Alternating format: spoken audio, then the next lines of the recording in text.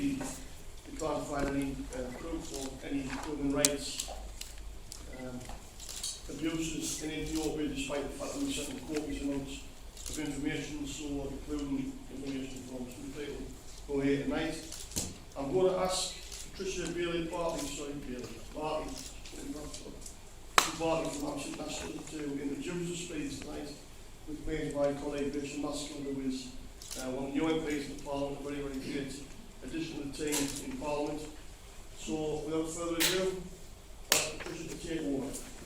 Right, good evening. My name is Patricia Bartley and I'm part of the East and Horn of Africa Amnesty International UK team, with special responsibility for Ethiopia and also Kenya.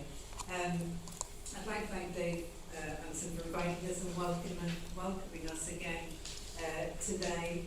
And I'd also like to thank the members of the Costa Club for organising this event, and particularly to Ms Jakie for arranging this meeting with the Third World Solidarity Group.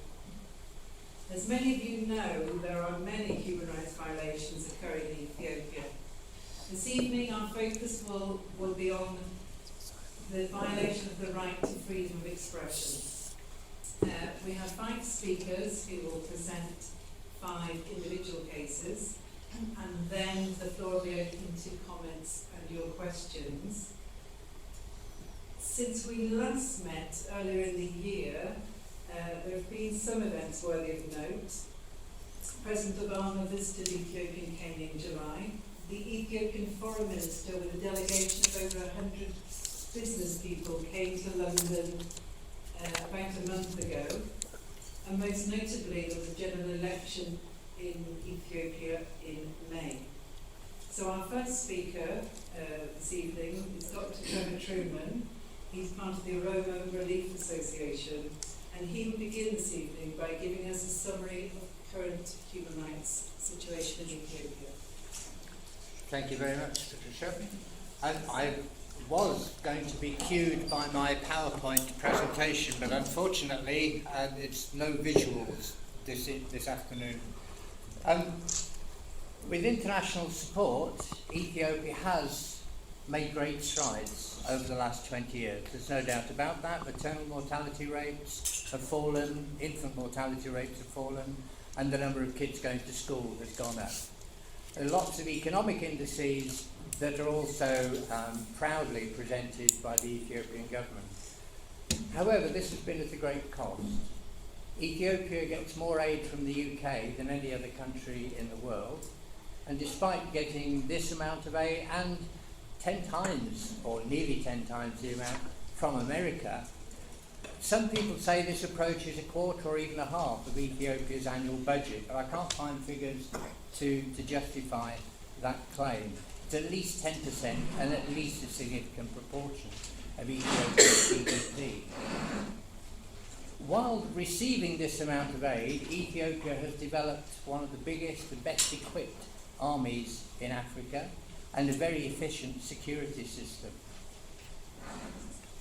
Despite all this progress, the USAID, the Agency for International Development, says that 11 million people need food aid in Ethiopia at the moment, and this is projected to increase to 15 million next year. Millions of hectares of land have been cleared for private and foreign investors in Ethiopia. State farms and also farms for export of food for profit for individuals, despite people being short of food in Ethiopia.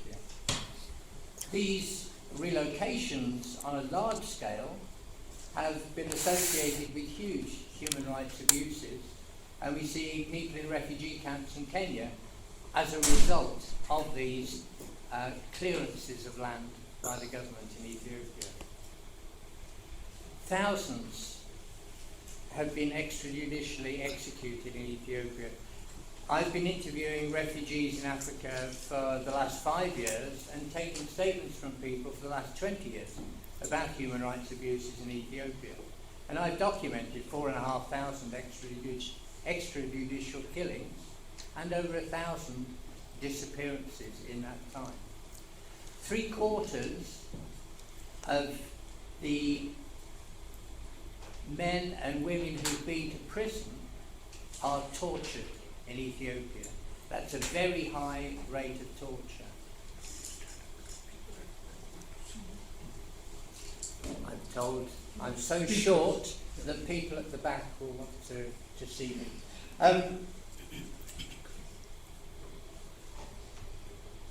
Hundreds of thousands have been detained in Ethiopia. There's probably over 100,000 in detention as I speak. As I say, about 3/4 of people in detention are tortured. Half of the female detainees are raped in detention in Ethiopia. And this horrendous state of affairs is not reflected in British relationship with Ethiopia. As I say, it receives more aid from the UK than anywhere else on the planet. And last month we had a trade and investment forum regarding Ethiopia, at which our own ambassador made the welcome address, and keynote speeches were made by Grant Shapps, the Minister for International Development, and there were other prominent addresses by Lawrence Robinson, the chairman of the All Party Parliamentary Group on Ethiopia. So it's a very cosy relationship we see, and this despite the fact that a British citizen is among those detained illegally in Ethiopia. We're going to hear this evening about individuals who've been detained, subject to rendition, and subject to refoulement from other countries to Ethiopia. And at the meeting we had here earlier this year, Dave kindly wrote to Philip Hammond, the Foreign Secretary, asking for various safeguards to be put in place in terms of our relationship to Ethiopia. And as yet we've had no reply from the Foreign and Commonwealth Office. So, thank you.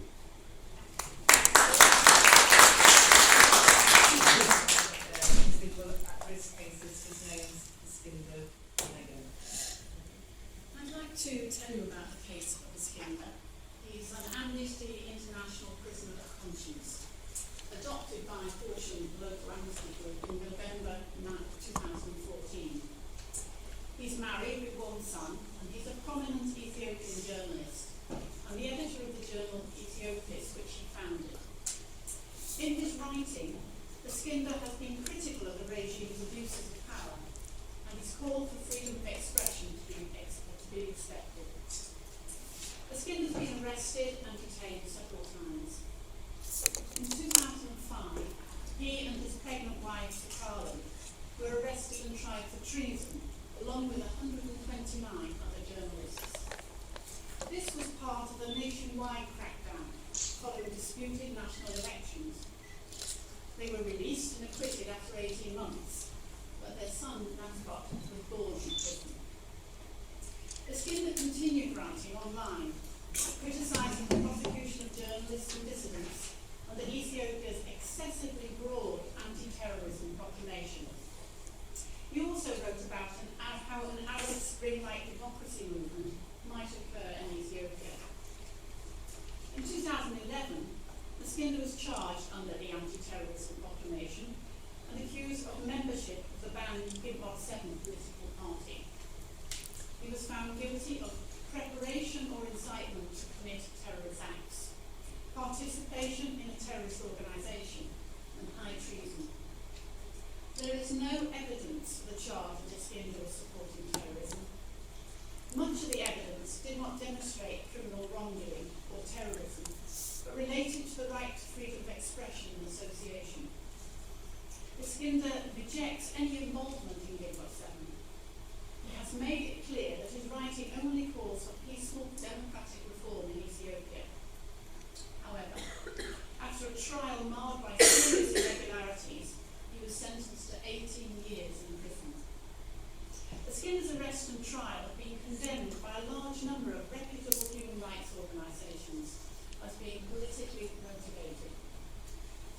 The United Nations Working Group on Arbitrary Detention held that the imprisonment of Eskinder violated Ethiopia's obligations under international law. they requested his immediate release. In addition to procedural violations, the group found that his detention resulted directly from his exercise of freedom of expression. Along with a number of other international bodies, the group criticised the anti-terrorism proclamation as being overly broad and constituting an unjustified restriction on expression rights and fair trial rights. Eskinder Nega, however, remains in prison. Horsham Amnesty Group have been active in campaigning for his release. We've met with our former MP, Francis Moores, who raised the case for us with the Foreign and Commonwealth Office. They told us that the UK government itself has regularly raised the case with the Ethiopian authorities and will continue to do so, but we've heard nothing since. And Eskinder remains in prison. In 2014, Eskinder was awarded the Golden Pen of Freedom from the World Association of Newspapers. We highlighted this on World Press Freedom Day when journalists of the West Sussex County Times joined us in calling for Eskinder's release. But he still remains in prison. We've written to the Ethiopian Embassy asking for details of the case against Eskinder. When we had no reply, we paid a personal visit. And although we didn't succeed in talking to the ambassador, we have received a 9-page document which includes some information about the process of prosecution and trial. But this gives no clear indication of the evidence against Eskinder, so we continue to press the ambassador for these details. What we want now is more action. How are we, as ordinary citizens and individuals, able to take this case further? Given the UK government's concern about the case, we'd like to know what further steps are taken to secure Eskinder's release. We, and the members of our group, have been writing every week to Eskinder, and we will continue to do so as we steadfastly campaign for his freedom.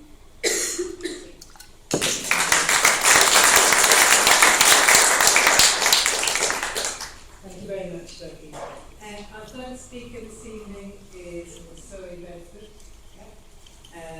Zoe will speak to us about the kidnapping and rendition of our British citizen, Andargachew Tsege. Hi there. Andargachew Tsege is a 60-year-old British national. He lives in, or previously lived in Islington, London, with his partner, Jakie, and their 3 children, one aged 15 and twins aged 7. It's actually a real shame that Jakie isn't here today to talk to you because it is impossible not to move when you hear like that she and her family have gone through. Andargachew was actually granted refugee status, having claimed asylum in the UK in 1979 and became a full British citizen in 2006. On the 23rd of June last year, Andargachew was seized by a group of men at the command of the Ethiopian security services. He was separated from his fellow passengers when he was in transit in Yemen airport on his way to Eritrea. He was travelling on a British passport.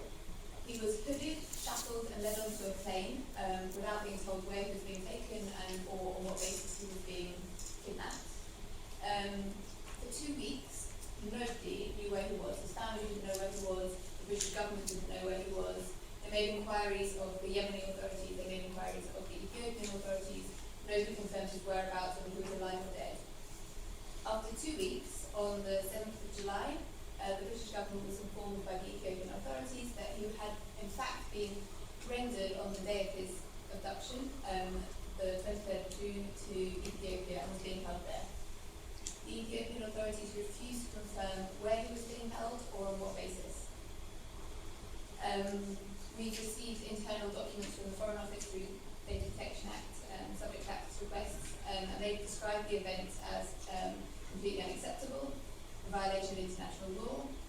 The UN Working Group on Arbitrary Detention has described the arrest, secret and incommunicado detention and subsequent transport of Mr. Tsege as constituting violations of numerous international laws. On arrival in Ethiopia, Andargachew was held in incommunicado solitary confinement for over a year. Again, his whereabouts were confirmed, no visits were permitted, save for 3 closely monitored supervised visits by the ambassador. The ambassador was not given sort of prior notice of these visits, so he was told a few hours beforehand that he had to be in a certain location, and the Gachi was brought hooded to these locations, so he didn't know where he'd come from, he didn't know where he was being taken to. He told the ambassador he was being held around 2 hours drive from where the meetings took place. The ambassador wasn't allowed to take notes into the, or papers into the meetings, he wasn't allowed to pass messages on from the family. Every single word was listened to by Ethiopian security officers. Effectively, the contact was meaningless in terms of sort of consular access. He has not been provided with a lawyer. He didn't receive independent medical access during that treatment, during that time. And he was then, in July of this year, transferred to Kalisi prison, which, although we now know where he's being held, has been described as Ethiopia's gulag. And the ambassador has had a further 2 visits since he's been in Kalisi, but in both cases, again, they've been very closely monitored. It hasn't been possible to speak to Andargachew about the conditions of his detention. It's not been possible to really ask him in any meaningful way about sort of torture and mistreatment. So again, you know, he's just being held there. He's not given a prisoner number because he's not been through the trial process. There's been no explanation by the Ethiopian authorities about the legal basis of his detention. He's not been charged with anything. He has not been to court. He's not even seen a lawyer. It's assumed that the reason for his detention is politically motivated. Andargachew is a leading member of Gimbot 7, which, as you've already heard, is an opposition party. It's called for democracy, free elections, you know, civil rights in Ethiopia. But within Ethiopia alone, it's been designated a terrorist organisation, again under this anti-terrorism proclamation in 2009. So it's a prescribed organisation within Ethiopia, but not considered to be a terrorist organisation by the UK or any other European government. Andargachew was in 2009 arrested and, in 2005 arrested and subjected to a trial which was described as lacking in even the most basic elements of due process. He was later released and then fled to the UK. He has not been back since, obviously and understandably. But he was tried in absentia with 36 others in 2009 and sentenced to death. He was not provided with any notice of his trial. He's never been provided with any documents, any evidence of the charges against him. He was simply sentenced to death. As far as we know, and we think this is the case, there has never been any request for his extradition from the UK, which would of course have been the lawful way to obtain his, you know, if there was evidence against him, that would have been a lawful route to have taken, but that was never done. Instead, he was kidnapped and rendered to Ethiopia. So as far as we know, he is being held on the basis of this in absentia death sentence, under sentence of death. There's been no assurances given that he won't be that he won't be executed, although he was by the UK authorities.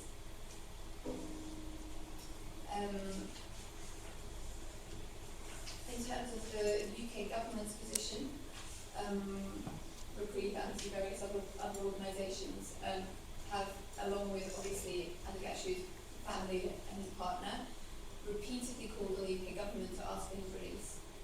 As I said, the lawful route wasn't taken. The actions of the Ethiopian government have been entirely in breach of international law throughout, and yet, sadly, the UK authorities and government have refused to do this. To date, all they've done is ask for consular access to due process. Obviously, in a case like this, due process is meaningless because he's been sentenced in absentia without notice, without legal representation, without even the most basic elements of due process. So there is no way that sort of tallies with the situation that we're in.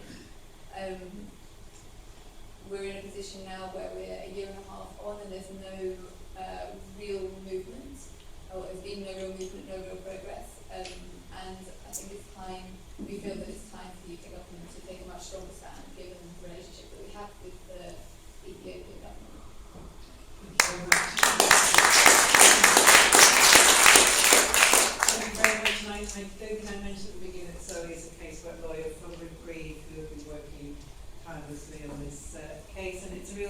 and his partner, Yemi, can't be here this evening, as we said.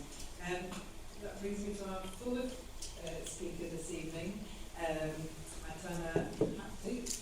And Etana is a PhD candidate in history at the School of Oriental and African Studies at the University of London. And he will speak to us about the detained politician Olbana Lelisa, Zone 9 bloggers, and demonstrating Muslims. Thank you, Patricia. So I'll focus on the two areas Patricia mentioned. One is about Olbana Lelisa, Oromo prisoner of conscience, and second one is Ethiopia's handling of religious groups. Olbana was arrested on 27th August 2011 after meeting an Amnesty International delegation, which was afterwards expelled from the country. Olbana, following his arrest, was accused of being a member of the Oromo Liberation Front, a charge the government often uses to silence members of the Oromo political opposition. Of course, OLF is oldest Oromo political party. Despite government allegations against him, independent human rights organizations believe that Olbana is only a member of a legally registered and peacefully operating Oromo political party, which was then called the Oromo People's Congress, and now renamed Oromo Federalist Congress after merging with another party. Olbana is still in prison, seriously ill and without any medical care. So, why does incumbent EPRDF regime imprison and torture Olbana if he does not belong to the OLF? The Oromo public in Ethiopia, which is of course the single largest ethno nation, believes that Olbana is a symbol of consistent repression EPRDF government has been carrying out on whoever represented them since it took power in 1991. Home-based independent human rights activists believe that there are more than 20,000 Oromo prisoners being kept and tortured in separate prison cells throughout the country.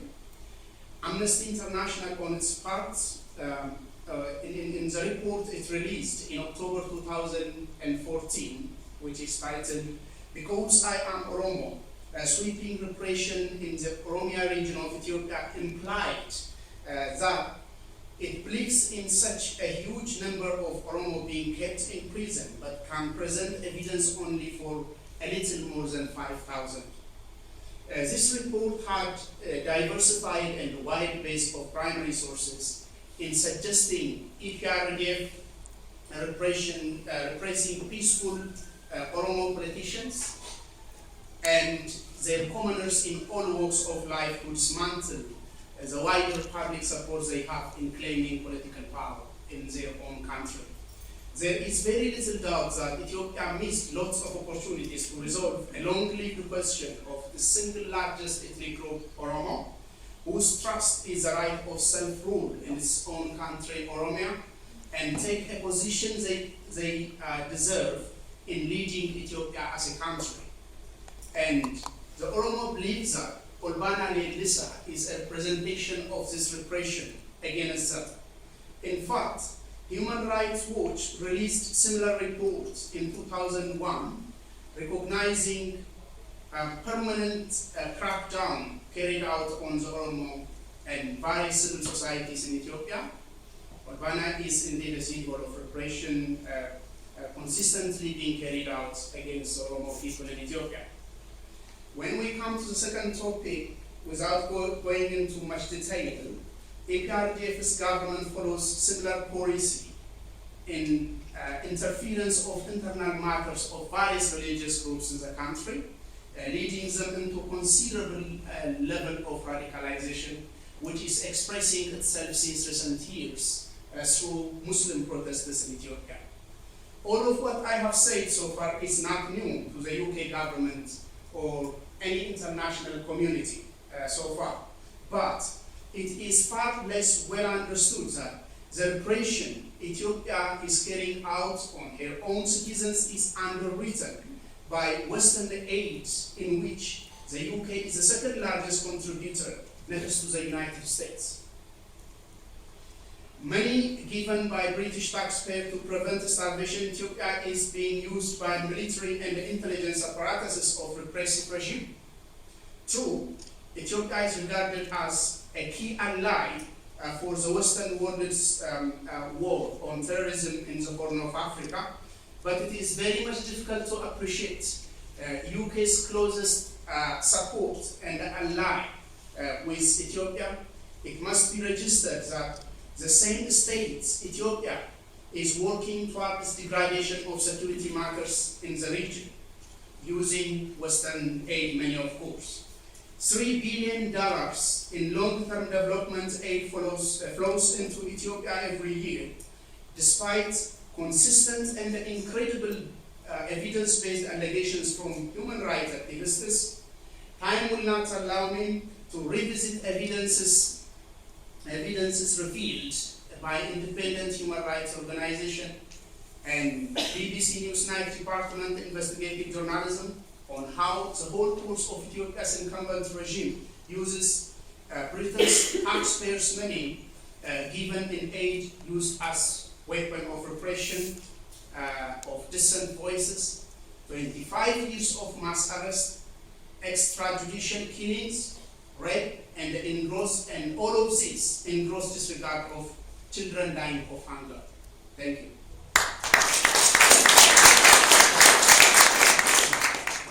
She's an Ogaden student and activist, as well as an international advocate. She's going to speak this evening about the rendition and detention of the Canadian citizen, Bashir Makhtal.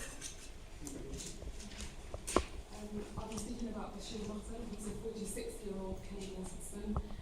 He's been in prison since 2006. I'm just going to give you some background on the story. So Bashir Makhtal and about 100 other foreigners were swept up in what is known as APPG Guantanamo, a little-known chapter of US-led war on terror in which a series of illegal rendition flights took terror suspects from Kenya to Ethiopia, one of the key allies of the US in the Horn of Africa. Once in Addis Ababa, the detainees were interrogated by security officials, including agents of the FBI. Over subsequent months, the detainees were released without charge, all except Bashir Makhtal and one Kenyan, who has essentially been declared a non-citizen by Kenya. There's no such confusion about Bashir, however, who has been Canadian since 1994. Bashir was born in 1969 in the Ogaden region and fled to Somalia in 1976 because of the Ethiopian government's oppression and its cruel atrocities. Since 1976, until he migrated to Canada in 1991, he was living in exile without the presence of his parents, brothers or sisters.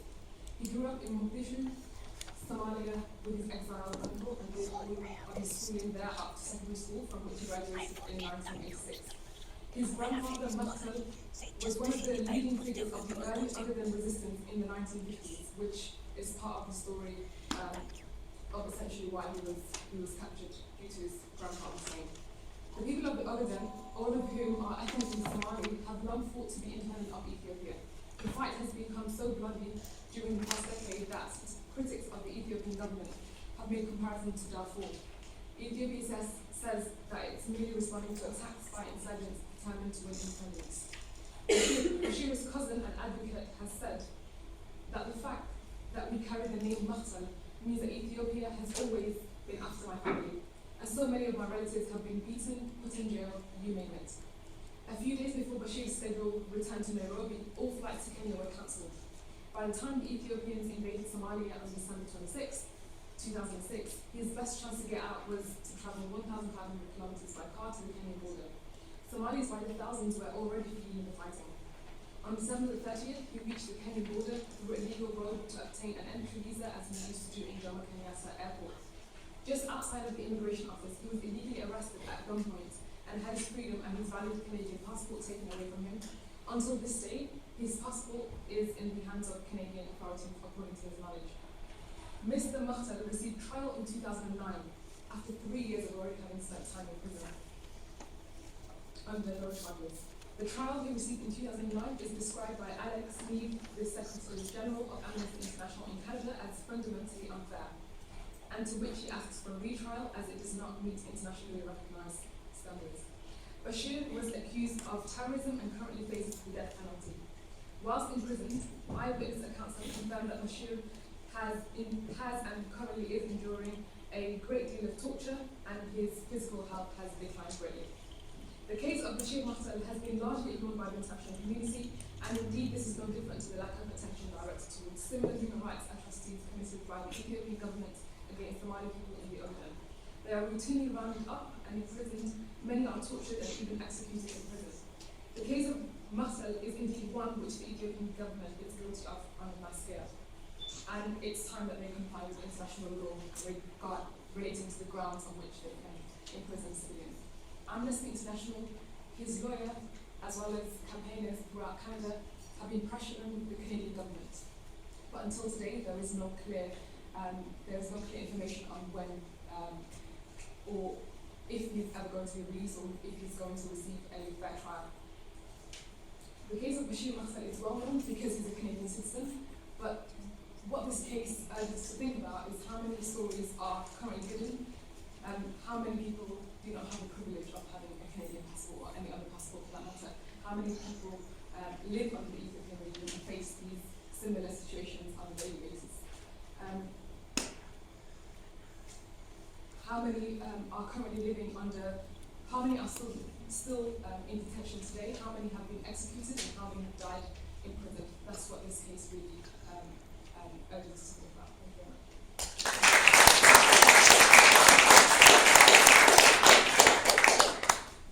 Thank you very much. Thank you very much, and I thank the speakers for keeping within the time frames we're given. Thank you.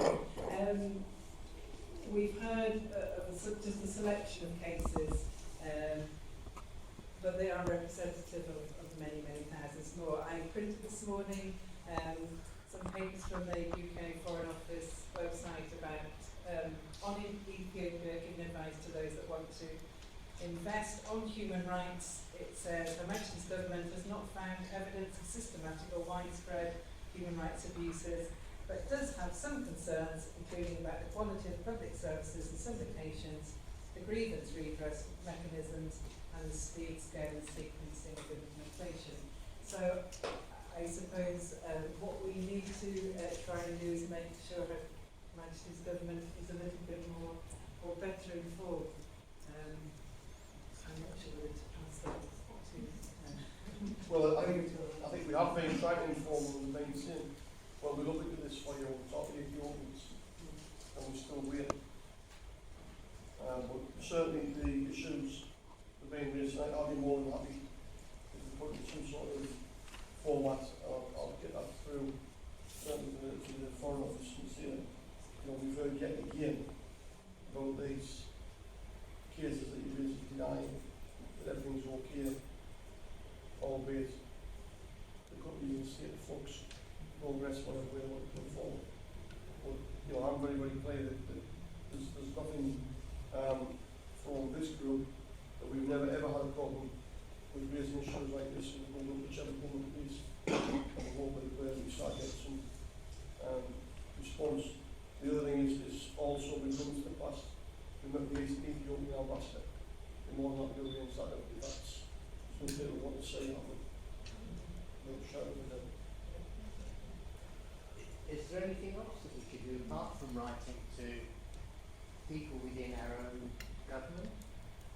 Oh, we could have a debate on the floor of Parliament about it, because that's where it's based on a debate.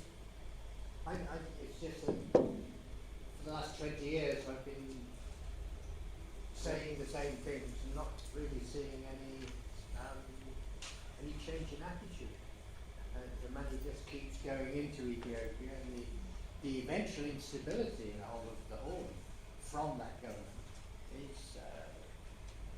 it's just not being attacked at all. Well, it's like a lot of things in life, Trevor. It's probably the government in their wisdom and the previous government of this country would probably say that the situation of working with the Ethiopian government as it is in their view better than what the alternative might be. So if the challenge the Ethiopian government and ultimately that government has been placed by somebody that they don't think they can work with, then they take a political decision that this is the best thing to do. Well, and we've seen this right across the world where particularly Western powers view players throughout the world as political pawns. We saw it in Iraq where for 20 years at least the government turned a blind eye to what Saddam was doing to his own people, and 1 million people died in the fight between Iraq and Iran, while we did nothing other than stand back because we thought it was better for him to be trying to control the Ayatollah and the Iranians. And I think to some extent that's the probable reason that governments, the West, and Southern Americans in particular, are effectively letting these abusers go unchecked. Because quite clearly when you're talking about the terrorists before, £3 billion worth of aid, it's a lot of money. It's, I think, I might be wrong, I'll take advice from parliamentary colleagues. If it was $3 billion coming from this country, it would be about the equivalent of 1% on income tax, which is a big piece of money. So, you know, we should really be saying, in the nicest sense, when we get our money, that isn't why we do it, but we commit to that country in a big, big way. And I think within doing that, the people's going to have a right to say, if you're spending my money in that country, why are you doing it? And are these people were the recipients of taxpayers' hard-earned money? Trying to get them to listen is another thing, but you know, we only try in this place. I'm sure that between us we can put forward, you know, we need good quality information as we've had tonight, in a form that we can use. We take it forward and ask the questions of the government to say, here, you know, what are you doing about this case? First and foremost, we could ask them, do you accept that what we're being told tonight is true? If you don't, why won't you? And we'll go and sit down. Thank you very much for organizing this session on human rights violations in Ethiopia, especially for third world solidarity. I mean, the human rights violations in Ethiopia, as has been mentioned, is well documented by international human rights organizations. And what we heard today is only the tip of the iceberg and a highlight case. Tens of thousands of prisoners, of political prisoners and prisoners of conscience are languishing in Ethiopia. I think the worrying thing is the stance of the UK government. More and more, we're seeing we're seeing the government distancing, itself from human rights abuses. It's more kind of standing more with despotic regimes like the current Ethiopia regime, rather than standing with the people. And now, recently, as we heard, after billions of pounds of developmental aid have been poured to Ethiopia, and then it's a so-called double-digit growth and the fastest growing economy in Ethiopia. Now 8.2 million people are needing food aid, and if help is not arriving, up to 15 million people are going to suffer. So I think the question here is, British foreign policy has failed Ethiopia in the past during the Mussolini era time, and they stood with Italy. And now we're seeing Britain again standing with dictators and tyrannical regime and abandoning the people for the sake of what? The regime allegedly is an ally for war against terror.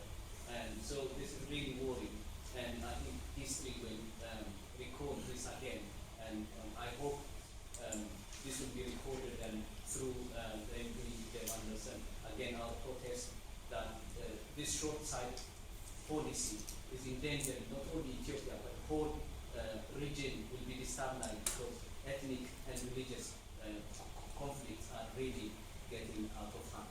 And the experiment that this regime is actually implemented in terms of ethnic politics and ethnic federalism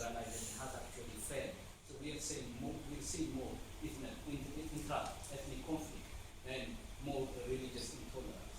So that's the danger. So they would, I think one needs to see, what will happen in the future, and things are going to get out of hand. Many thanks. Johannes, I'll come back to you. Yes. Just got a question for Juweriya. Could you expand on some of the traditions of the Ogaden jail? And also, do you have any statistics for the amount of people that are in prison and some of the conditions of the prison itself?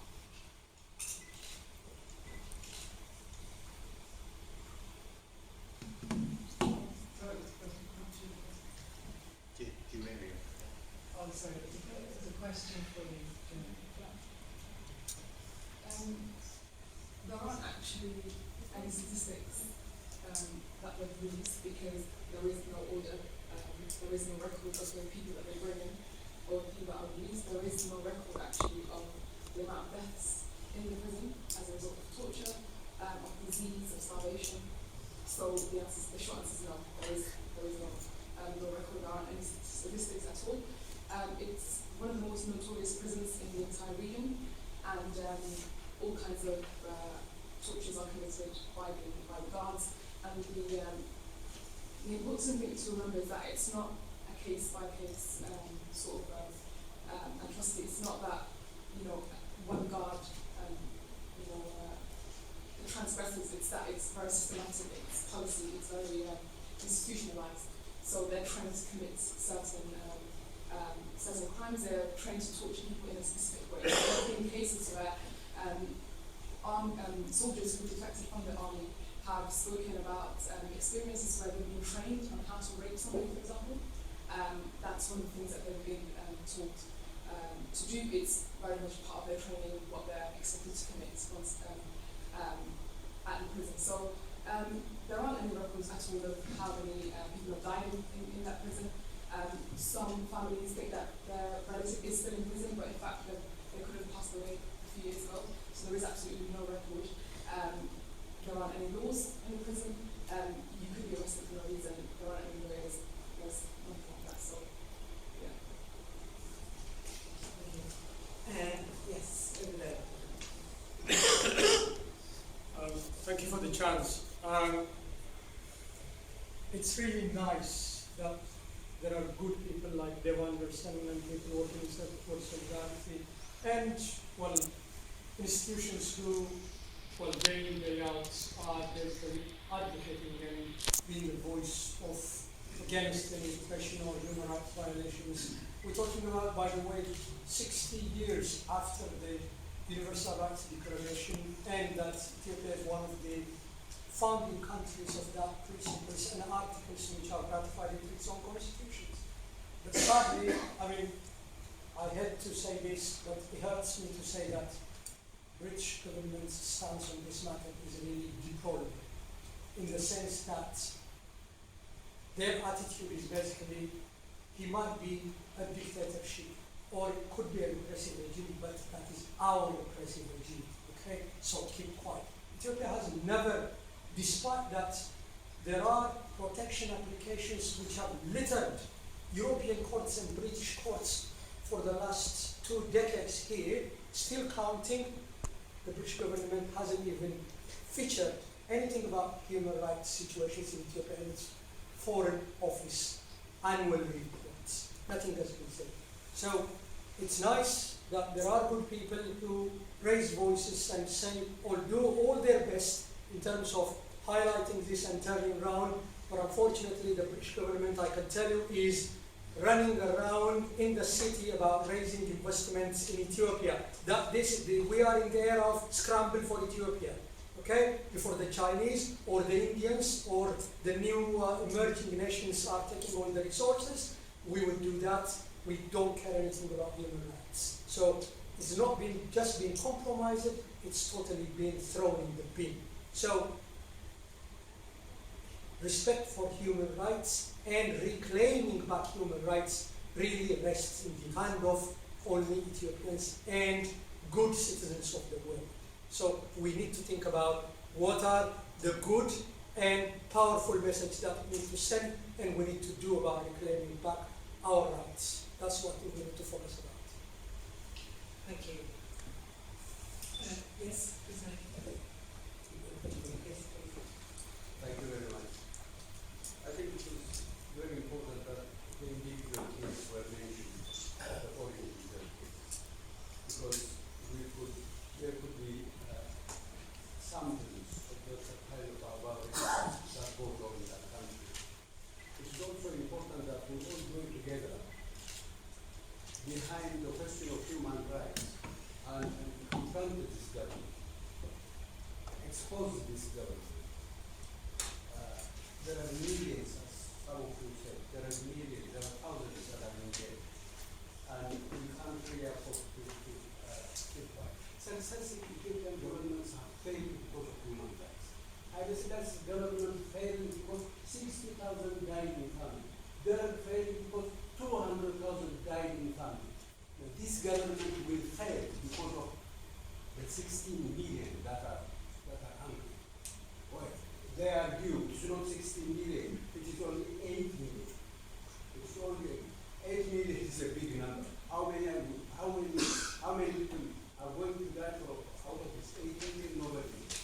So there's a huge human rights violation going on in that country, and people should really look at it, listen to people campaigning like the ones here that are upholding this human rights violations. And especially very thankful to the All Party Parliamentary Group in highlighting the genocide in Benishangul. Scores of people were killed and nobody talks about it. The All Party Parliamentary Group wrote to the Foreign Office, and the Foreign Office says, no, we haven't heard about it. That is not true. There is nothing that the British government does not know. They know everything. They know more than what we know. And it's very shameful to write a letter to a member of parliament saying that, no, we don't know about this genocide. We will ask our embassy to find out. Our embassy knows so much more. And the British government, of course, is working with the Ethiopian government. Maybe they have some ideas on which they agree. But there is so much being done as well, and they should really get their voices heard and denying facts like genocides in Benishangul is not really the way to go about it. And really, thank you very much, those of you who brought up these 4 cases, and I assure you there are thousands of cases that are similar to this 4 cases. Thank you very much. Thank you. Can I just say 2 things before we carry on? Obviously, we are here to listen to you. But I think it is very important that when we criticize the British government, we are part of it. You are living in Britain, and I can see today so many young Ethiopians who are second generation, and especially I am very thankful to the Amnesty International who is working on behalf of you. Strengthen them. Write to your MP. Go to him. Meet him. And I know we have today at least 3 parliamentarians, that young lady sitting who is from human rights group. So write to them, go to them. This is your country now. You live here, you pay taxes, you work here, you study. So please make sure that you speak to your parliamentarian. Only don't depend on David Nelson or Mushtaq Lashari to do your work. We have to have an active Ethiopian community who is living in Britain and get united as well, because you are divided, and I know that. I sit in Costa Club and Dr. Trueman chairs the meeting, and I know you have got local difficulties in the country there, but leave them behind and work for only one issue, and that is the fair and free election and human rights, and then you will get the result. Thank you. Yes, I have. Sorry. Sorry. Yeah, so I'm not blaming anyone. Thank you for the question that we the special Ethiopia is getting worse from time to time, you know. Just check that everyone can hear. Should we use the You can't hear me. I will raise my voice. No, you can come forward.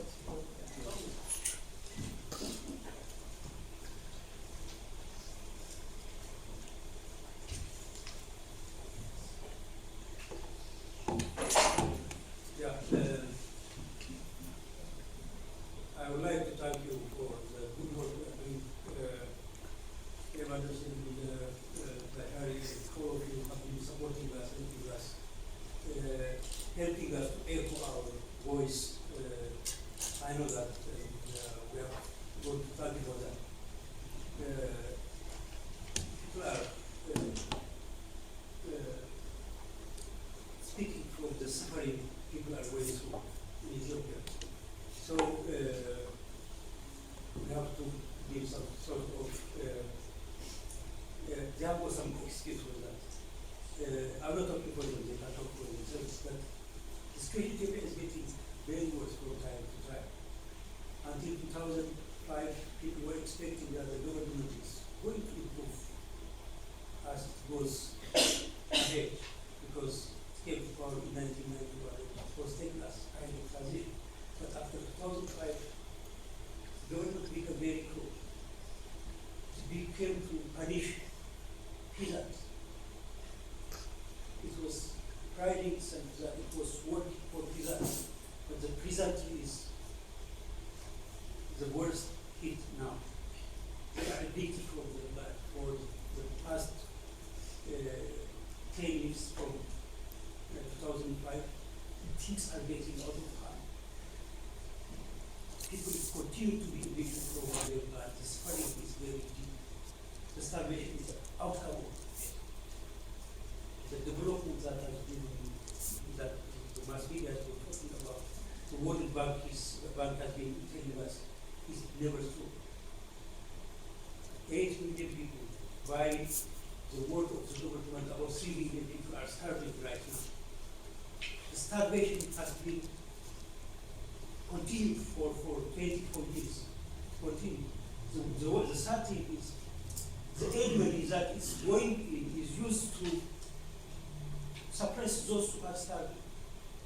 The money we are giving for going to punish the already hit people. So how is that we are going to echo that? How are you going to help us that? We want to hear something about it. How is that there is going to help us? That our voice must go to the government. They must be very serious about it. Repression is not going to produce any productive relationship between the UK and oppressors everywhere. Now we see that. Ethiopia is on the same road now. So what is that you are going to help us? What sort of help can we expect from Third World Right? You have been helping us. I know that. So what is that we are going to expect from this meeting? That is the most important thing. We must do something. We must get out of this room with some hope. That is what our business.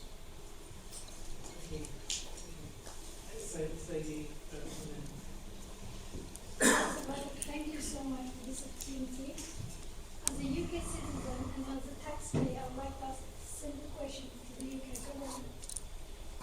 As a person who is also from the Ogaden region, if there is no international media allowed into that region, and if there is no NGOs allowed into that region, and to report from the actual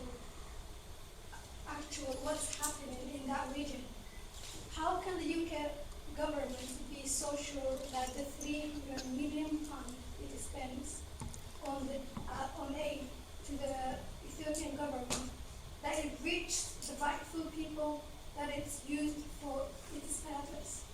Every year that we see that the people in need increase, every year we can see that at the moment the people you've given us, it shows that in 2016 there will be more people in hunger who will need more aid. Why does the money that the UK government gives does not make any difference or change? And how can they know that it is used for its purpose?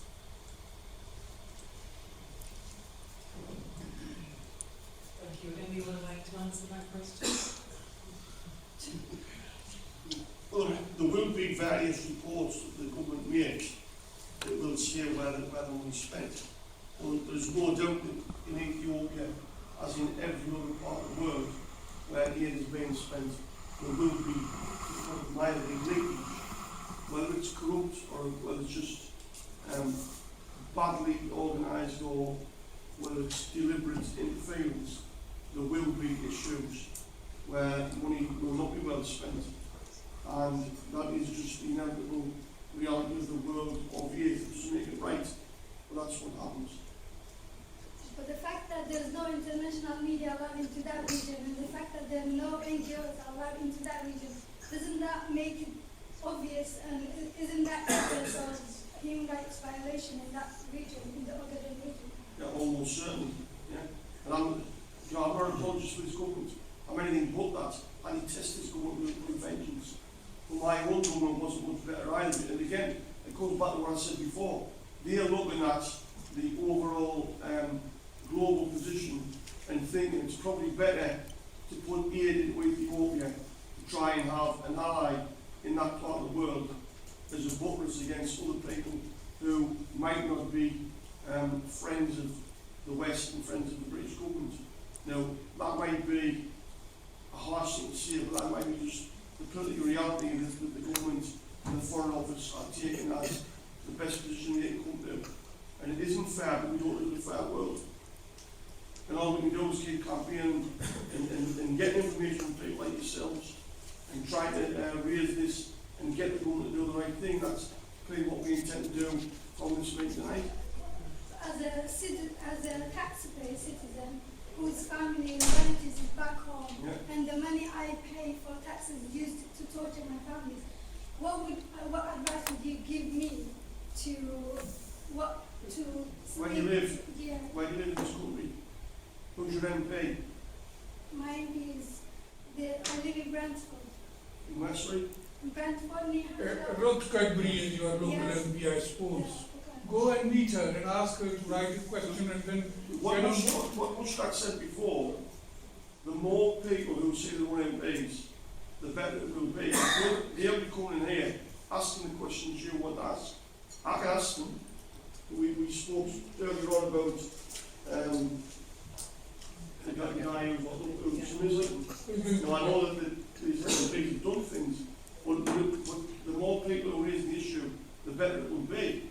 There's absolutely no doubt about that. But I mean, if it's one person doing one thing, it's probably 2 or 3 years since we last met. I was early this year.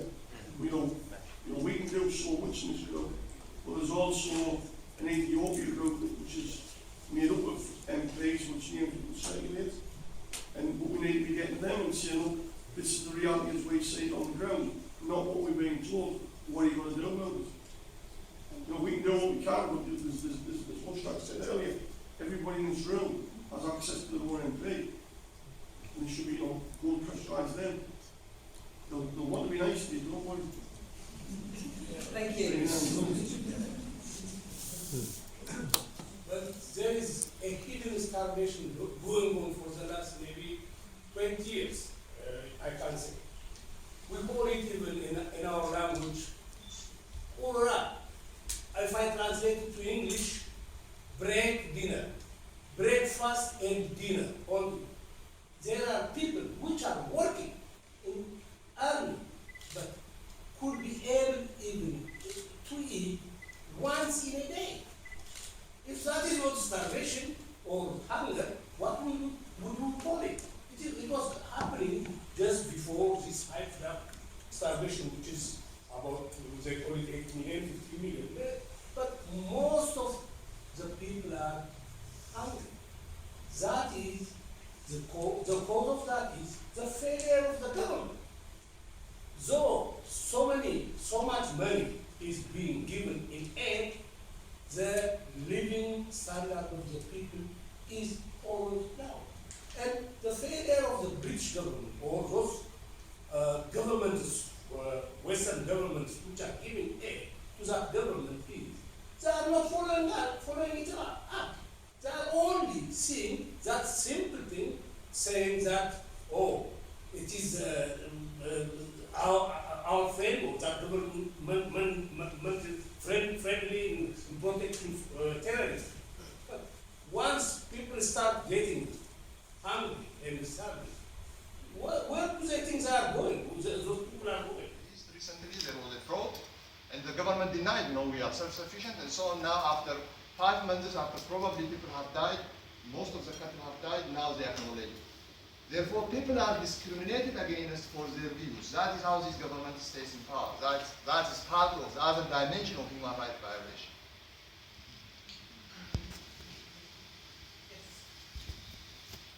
Thanks a lot.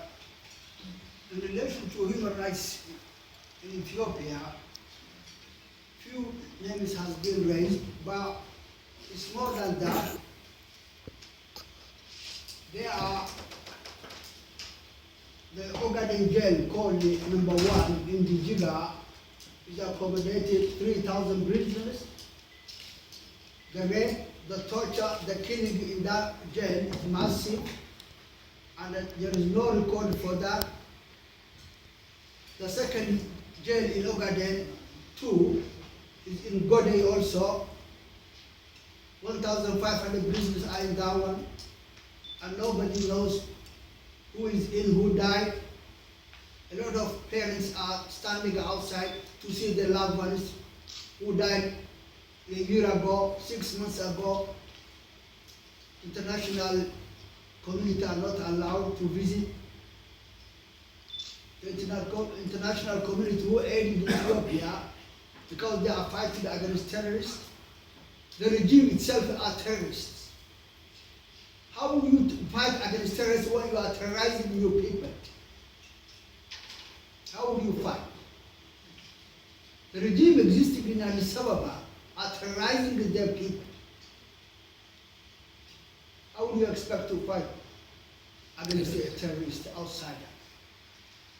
I think the human rights violation, the torture, everything is massive in Ethiopia, and we cannot solve this issue in this room. But as you said, we have to, the international community in general has to stand up and say Ethiopia, for example, the only means the Western are aiding Ethiopia, the current regime is that because of what we learned from Saddam Hussein when we overthrow from Iraq, that we couldn't get what we wanted. So we are saying that if we throw the current regime of Ethiopia, then who will come? Who will be next?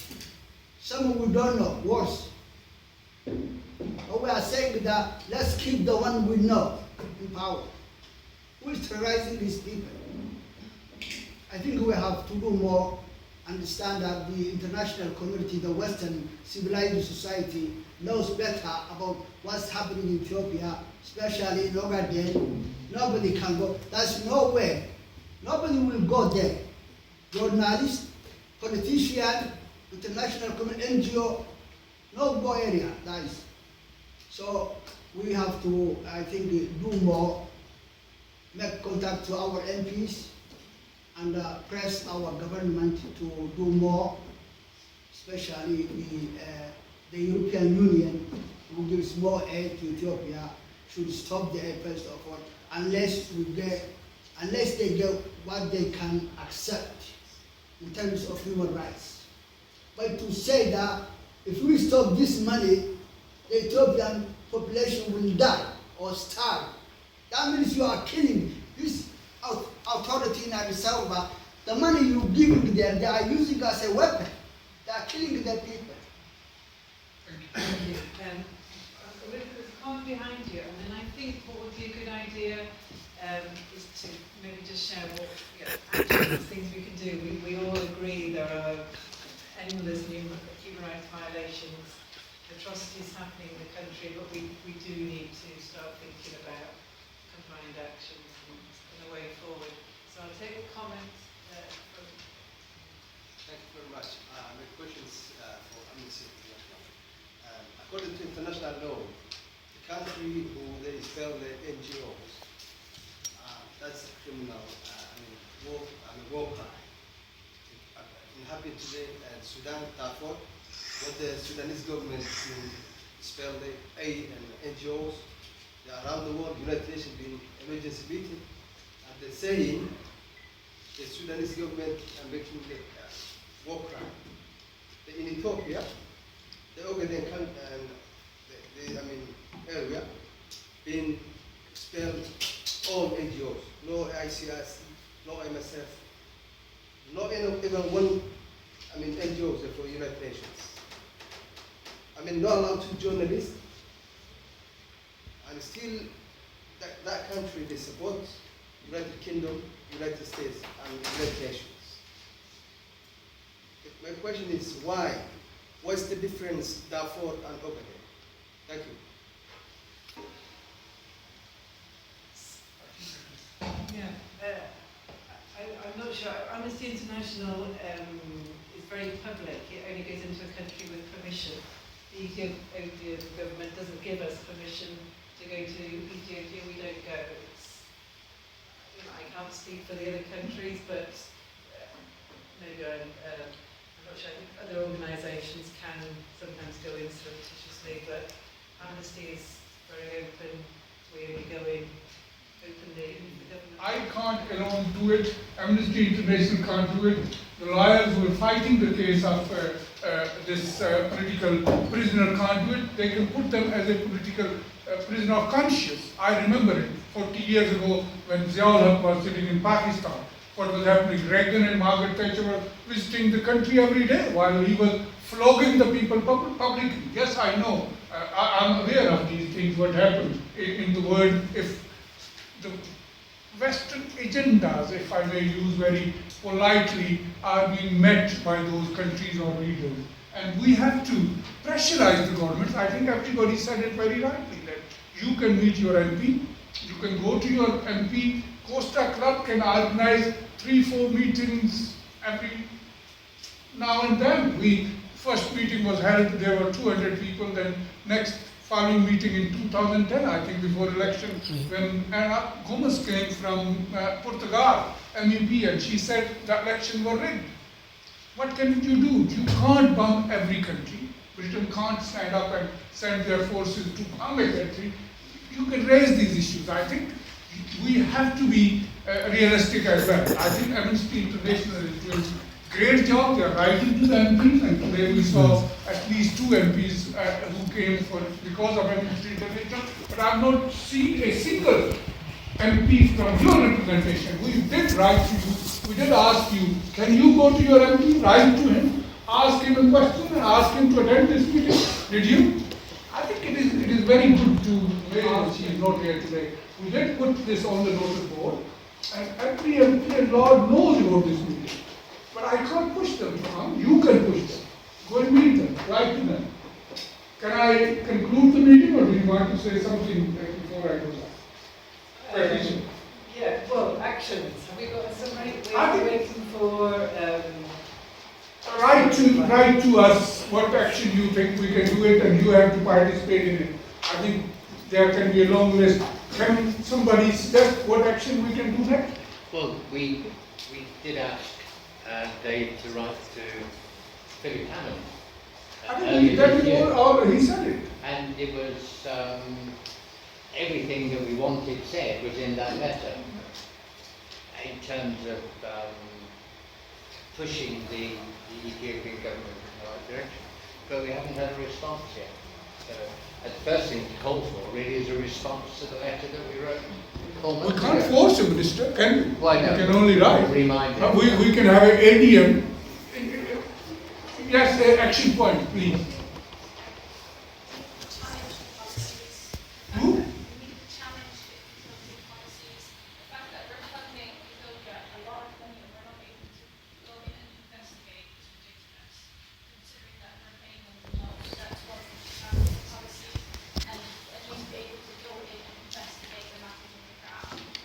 Who should do that? Our government should. Hmm? Our government should. I think it's something you can bring up with your MPs. We have a very large diplomatic mission in Addis Ababa, and to ask them to ask what they're doing to monitor, they should be monitoring, obviously, and Yes, there is a young lady who wants to suggest us some action plan. Yeah, thank you very much. I was wondering, there's still quite a close link between human rights abuses and various terrorist laws, and there's also a close correlation between corruption and the possible recruitment to various extremist groups. I was wondering how much of the aid is being used in the Ethiopia case, the British aid to fight corruption in Ethiopia, and how can the aid be used to fight corruption in the future? I think the first meeting we held, when was it, Kefale? 2010. June. Yeah. There was a proof brought in by Ethiopian living abroad that more than £8 billion has been Yes. I would suggest that perhaps pressure could be put on the Ethiopian ambassador who's here in London. I mean, the Horsham Amnesty Group have let him know what was happening. We've informed him quite fully, but perhaps more information and pressure could be put on him about the kind of things that have been raised in this meeting. I think you're most welcome, and obviously Jakie and Patricia will write to him about this meeting and the report of this meeting, the MPs who have attended, the other people. And I think the court case and the allegations against Eskinder, which we then forwarded to Patricia and to the International Secretariat, who had not seen all that information before. So it does work to make yourself provocative, to be there, to be seen, and to ask questions, and to go back and do it over and over again, because we had a long time doing this, but we didn't give up. Our group haven't given up. There are 4 of them here along with me today, because we think it's important to keep the pressure on. And it doesn't matter if it's only a few of you, but you just have to keep on doing it. No, my suggestion is that I will discuss it next week in Costa Club as well, which I'm part of, that we should have a big demonstration on the human rights issue in Ethiopia in front of 10 Downing Street, and then hand over the petition to the Prime Minister. He will read it, because once we do it, and I've done it in many other issues, and you must have seen some time picture when people are handing over their petition to 10 Downing Street and Prime Minister. So let's organize something. It is in your hand. As I said, Amnesty International will help you. Third World Solidarity will get you permission to go to that place and have a demonstration. But I can't bring the Ethiopian people to do it. Victoria? To tell the audience when their demonstrations are. Oh, well, I expect we'll be having another one in January, because he hasn't replied to our latest letter. You don't do a regular Saturday every month? Or No, it's just we are trying to get the answers to the questions, and by we send another letter. Let me know, Jakie, I will be there. Certainly will. I will circulate it. I should imagine it will be in the new year. If the embassy is not responding and the Downing Street is not responding, why we cannot take this case to process to European Parliament? Yeah, definitely. Dr. Victoria. I just want to Professor Victoria. I just want to paraphrase what a lot of people have said, bringing up the issue of the famine and the hunger, because I think with this anti-terror ideology across the world, it's very easy for states to slip by and say, you know, this is an anti-terrorist measure, etc., etc. It feeds into a logic which is very difficult to break, although of course it has to be broken as you are doing with individual cases. But it's very difficult to sweep under the carpet famine of masses and masses of people, and that is a clear dereliction of duty. And it has been linked to authoritarianism. Because the other thing is, you know, it's very easy to naturalize drought. Okay, drought, well, it's Africa, of course they have drought, they have famine, blah, blah. And it's been proven time and time again that drought happens where there is authoritarianism, and that freedom and democracy are the way forward to having a proper system of communication and distribution of food and resources. So I think maybe highlighting this other aspect of the regime's abuse of human rights, the right to life.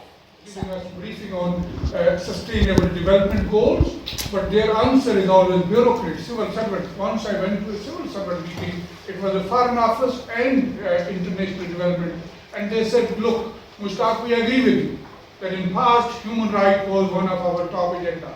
Now it is stability and security, and the human rights have slipped back. So I think the Victoria Goddard's point is very important, that we should link somehow this famine, poverty to the extremism and security issues. And unless you are the last one, but be brief. I think we should continue really to expose and do advocacy work. But my experience tells me, since 1991, when this government, this UK sponsored the current regime, for the last 25 years, the amount of demonstration and vigil we have done, I can't tell you, in front of Downing Street, and the Foreign Office and the Parliament. So that's why we came actually to set for this solidarity. Maybe we can influence not the executive, but the Parliament, so that we could actually pass some kind of legislation to make the government accountable for the money it gets. But I think one thing we have seen recently is defeat has been actually taken to court, to judiciary, because the money they have given have actually displaced people in Gambella, and somehow they have settled it with the person, and that they have withdrawn the money, although they have given another reason for withdrawing the money, but at least they have stopped financing that kind of project. So what I'm saying is we need a more firmer action, more challenging thing, and the legal aspect of it. The government is accountable. I mean, we're not saying don't give money to the poor or to start it, but they need to make the regime accountable, and so some kind of legal aspect we have to see. Those that support us. So perhaps that's something we could look at. You can write to him until the cows come home, but I can tell you, all you will be getting is the party line about we know that relationship with Ethiopia. I think we know that from the government, from MPs who are representing the government, you will get the same letter, possibly with few changes in it. But there is no harm in writing to them, because when you write to them, and if you are local constituent, go and try to meet them. That's the second important thing, and I think that MPs do listen to it, they do care about it, but it has to be number of people, not 1, 2 or 3. A few thousands of people do write to them. I've seen about 50 MPs signing a petition against Indian Prime Minister.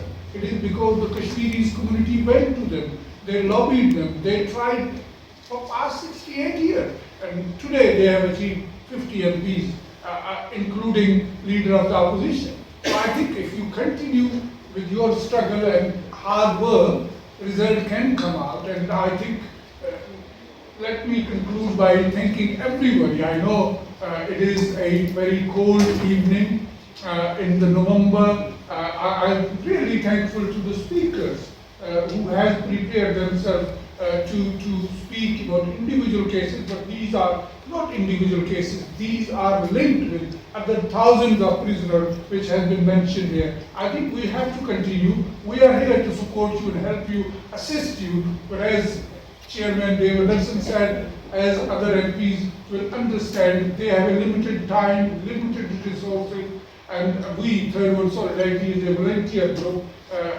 None of us is paid by anybody, so we are a volunteer group, as is Amnesty International. So I'm thankful to Amnesty International, all the speakers and yourself. Can we give a big clap to the people who have not been spoken? Thank you very much.